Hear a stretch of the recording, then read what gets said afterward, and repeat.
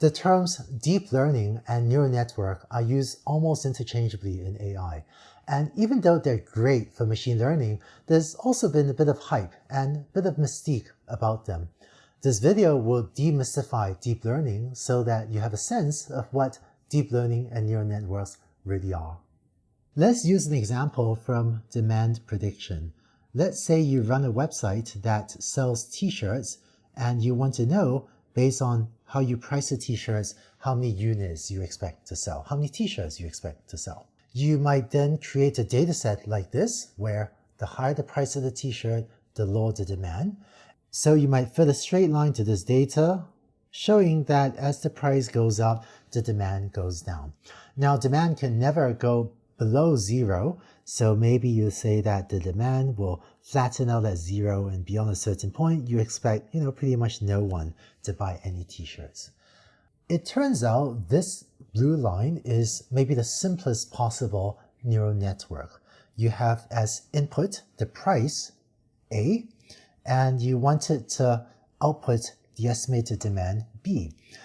So the way you would draw this as a neural network is that the price would be input to this little round thing there, and this little round thing outputs the estimated demand. In the terminology of AI, this little round thing here is called a neuron, or sometimes it's called an artificial neuron, and all it does is compute this blue curve that I've drawn here on the left. This is maybe the simplest possible neural network with a single artificial neuron that just inputs the price and outputs the estimated demand. If you think of this orange circle, this artificial neuron, as a little Lego brick, all that a neural network is if you take a lot of these Lego bricks and stack them on top of each other until you get a big pile or a big network of these neurons. Let's look at a more complex example.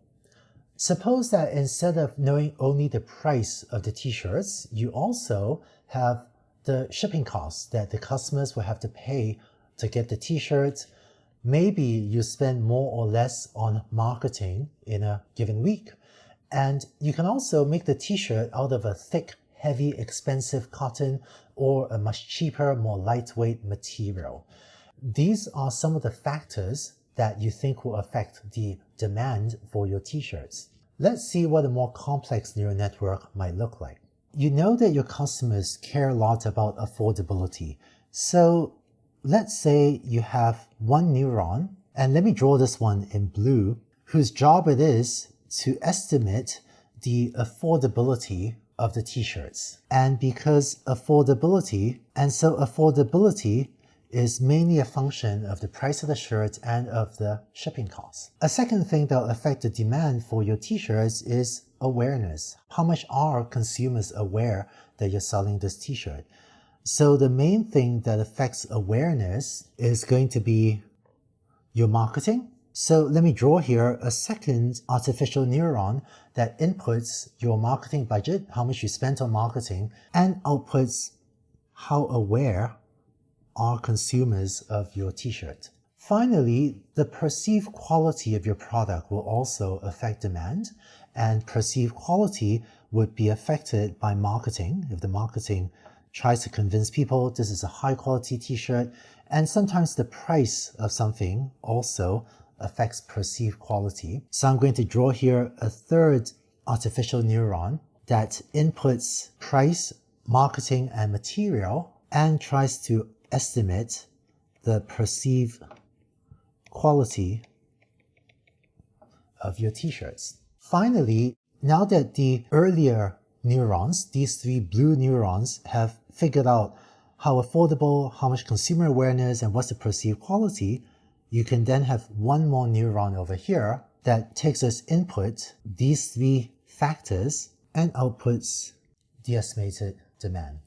So this is a neural network, and its job is to learn to map from these four inputs, that's the input A, to the output B, the demand. So it learns this input to output, or A to B mapping.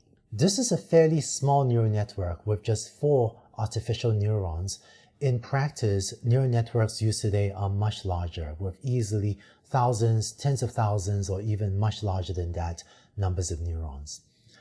Now, there's just one final detail of this description that I want to clean up, which is that in the way I've described a neural network, it was as if you had to figure out that the key factors are affordability, awareness, and perceived quality. One of the wonderful things about using neural networks is that to train a neural network, in other words, to build a machine learning system using a neural network, all you have to do is give it the input A and the output B, and it figures out all of the things in the middle by itself. So to build a neural network, what you would do is feed it lots of data with the input A and have a neural network that just looks like this with a few blue neurons feeding to a yellow output neuron. And then you have to give it data with the demand B as well. And it's the software's job to figure out what these blue neurons should be computing so that it can completely automatically learn the most accurate possible function mapping from the input A to the output B. And it turns out that if you give this enough data and train a neural network that is big enough, this can do an incredibly good job mapping from inputs A to outputs B. So that's a neural network. It's a group of artificial neurons, each of which computes a relatively simple function, but when you stack enough of them together like Lego bricks, they can compute incredibly complicated functions that give you very accurate mappings from the input A to the output B. Now, in this video, you saw an example of neural networks applied to demand prediction. Let's go on to the next video to see a more complex example of neural networks applied to face recognition.